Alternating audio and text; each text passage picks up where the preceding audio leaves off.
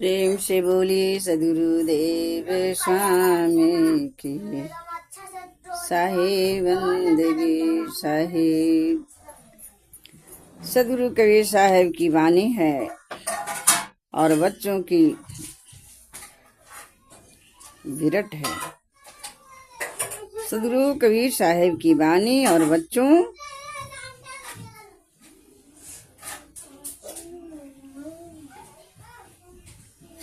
सदगुरु कबीर साहब की वाणी और बच्चों विरट है। जो अपने इंद्रियों को जीत लिया और मन को जीत लिया वही सदगुरु कबीर साहब हैं। अगर कहा जाए कि सूरज को कोई कैद नहीं कर सकते, क्या नहीं कर सकते? तुझ के बीच में भी रहकर ब्रह्मांड में भी अंधकार पड़ जाएगा। सदगुरु कबीर साहब की वाणी सूरज है। जहाँ से भी सदगुरु कबीर साहब की वाणी वहीं सूरज है। जहाँ से भी सदगुरु कबीर साहब की वाणी वहीं सूरज है। जहाँ से भी मानवता वादी ले आए, सत्य अहिंसा को विचार ले आए, उस सदगुरु कबीर साहब की वाणी। जैसे अभी मान लिया जाए कि सामने एक बैनर लगाया जाए जहां भीमराव अंबेडकर की तस्वीर है और सभी जानते हैं कि उनकी माता कबीर पंथी थी। महात्मा गांधी जी की माता जी कबीर पंथी थी। भारत के प्रधानमंत्री के नरेंद्र मोदी जी की माता जी भी कबीर पंथी थी। क्या वे लोग महान व्यक्ति की माता जी क्या बुड़बक थे जो कबीर साहब की नैनों और शब्दों पर विचार विवेक करके ही कबीर पंथी बनी थी। और आप लोग क्या हो रहा है, क्या कर रहे हो? जो सदगुरु कबीर साहब की वाणी बच्चों पर ध्यान नहीं, जो सदगुरु कबीर साहब की वाणी बच्चों पर ध्यान नहीं दे रहे हैं, ऐसे महान माताएं कबीर पंथी थी। वो सदगुरु जो कहीं भी एक पक्ष के बात नहीं करते थे, एक संप्रदाय की बातें नहीं किए हैं। उनको मन में समझिए कि वाणी मात्र प्राणी मात्र की करुणा थी। किसी ने हिंदू के लिए कहा, किसी ने मुस्लिम के लिए कहा, तो किसी ने सिख के लिए कहा, तो किसी ने ईसाई के लिए कहा, तो किसी ने जैन के लिए कहा, तो किसी ने बौद्ध के लिए कहा। सदगुरु कबीर साहब ने केवल इंसान ही नहीं, केवल प्राणी मात्र के लिए कहा। हिंदू समाज के आदमी कहते हैं कि गौ हत्या बंद होनी चाहिए। क्या कहते हैं? गौ हत्या बंद होनी चाहिए। लेकिन क्योंकि गाय बहुत उपयोगी प्राणी है, माँ का दर्जा मिलता है, क्योंकि हम दूध पीते हैं, इसलिए कहते हैं कि गौ हत्या बंद होनी चाहिए। लेकिन ये विचारिए, बकरी क्या कुछ बिगाड़ी है क्या? मुर्गे ने कुछ बिगाड़ी है क्या? मछली ने कुछ बिगाड़ी है? मानते हैं? चले जाए तो सदगुरु कबीर साहब ने कहते हैं कि नहीं, सभी प्राणी को, सारे छोटे छोटे जीव को हत्या बंद होनी चाहिए। साहब कहते हैं, जीव मत मारो बापरा, सब में एक है प्राण, हत्या कबू न छूटे, क्रूटी पढ़ो प्राण।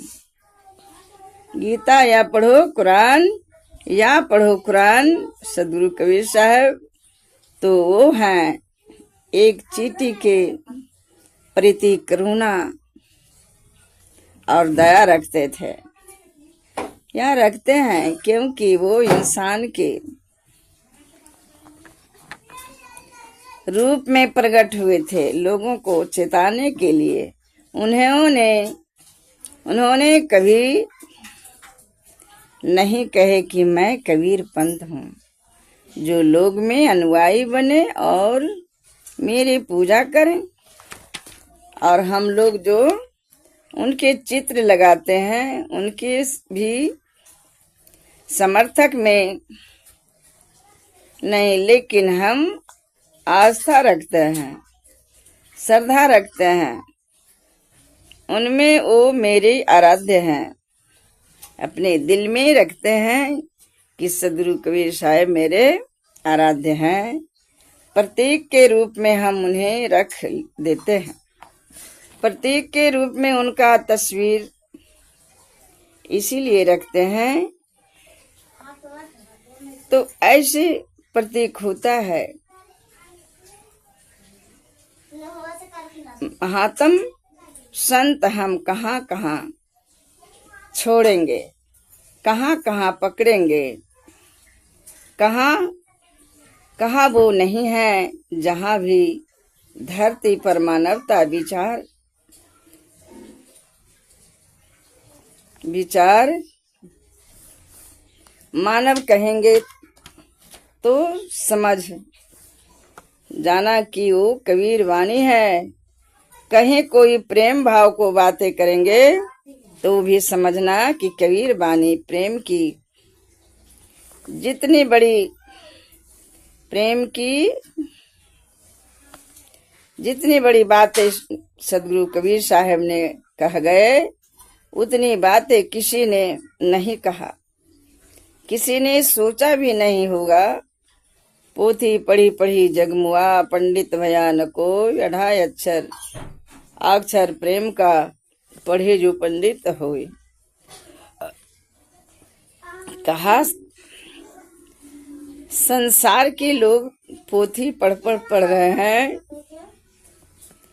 पन्ने उलटते चले जा रहे हैं, और तमाम पोथियों पढ़ कर नौकरी में चले जा रहे हैं, तभी तो वो पंडित नहीं बन सके। सदगुरु कबीर साहब ने कहते हैं, 2.5 अक्षर जो पढ़ लिया सो पंडित हो गया। और पंडित को कहा गया कि पंडित के घर में जन्म लेने से पंडित नहीं होता, कर्म करने से पंडित होता है। पंडित के घर में जन्म लेने से कोई पंडित नहीं होता है, वैसा कर्म करने से ही पंडित होता है।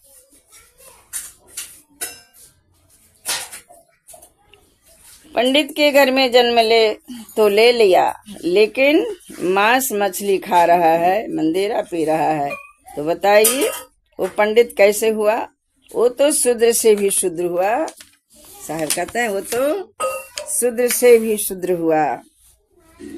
अगर जिसे शूद्र कहते हो और वो शूद्र सत्य का धारण कर लिया, मांस मछली मंदिरा त्याग कर दिया, तो क्या वो पंडित के यहाँ भोजन करेगा? नहीं करेगा। सबसे पहले आपका रहन सहन पता लगाएगा और कहेगा कि सरकार भोजन करने का इच्छा नहीं है। उस शूद्र होते हुए भी ब्राह्मण के घर में भोजन नहीं करेगा और अपना कतरा लेगा कि साहब पंडित जी हमें भोजन करने का इच्छा नहीं है।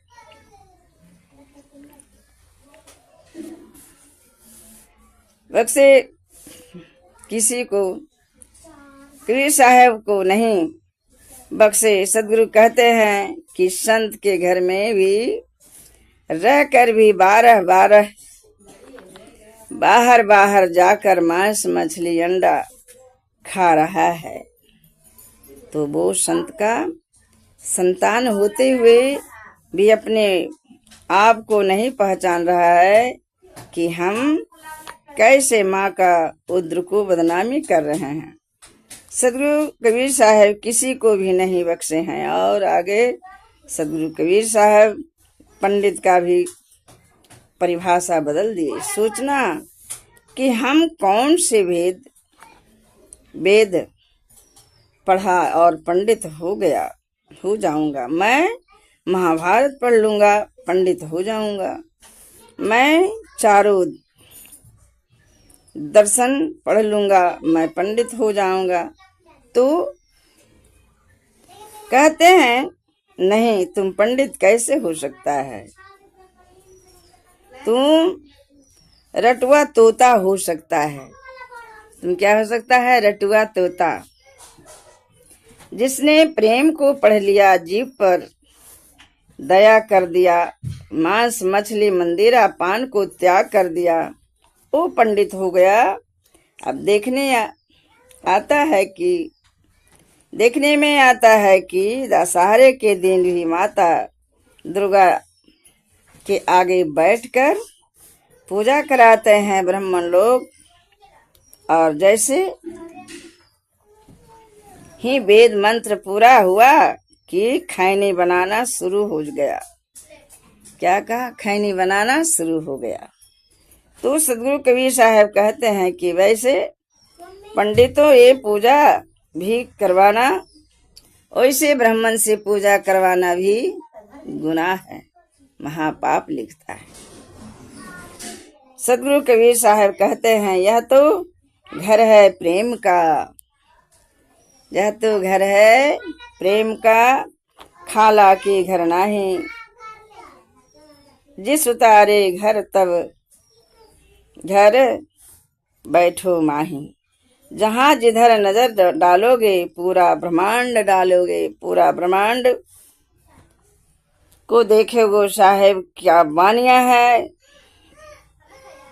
हर जगह की बानियां।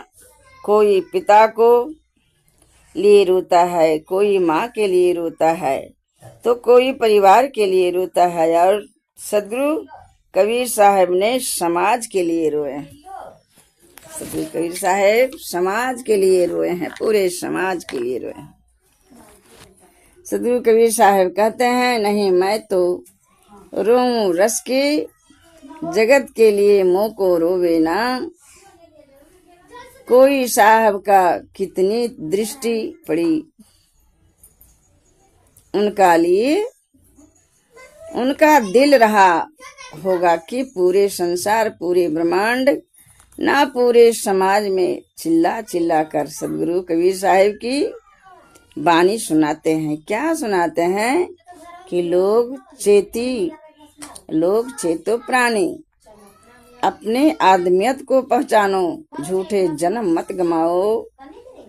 अगर आप झूठे जन्म गमाओगे तो फिर 1,84,000 योनियों में भटकना पड़ेगा। प्रेम से बोलिए सदगुरुदेव स्वामी की साहिब बंदगी साहिब। अगर बात सत्य है तो 1 लाइक 1 सब्सक्राइब करेंगे। और कमेंट में सदगुरु कबीर साहिब की साहिब बंदगी लिखना। लिखने वाले बच्चे, हमारे होनहार बच्चे और माता पिता स्वरूप बड़े बुजुर्ग सभी का सदगुरु कबीर साहिब की तरफ से आशीर्वाद मिलेगा। सारे परिवार सुख शांति से रहेंगे। प्रेम से बोलिए सदगुरु द्वारिक साहिब के चरणों में साहिब बंदगी साहिब। कंचनी माता साहिब के चरणों में साहिब बंदगी साहिब।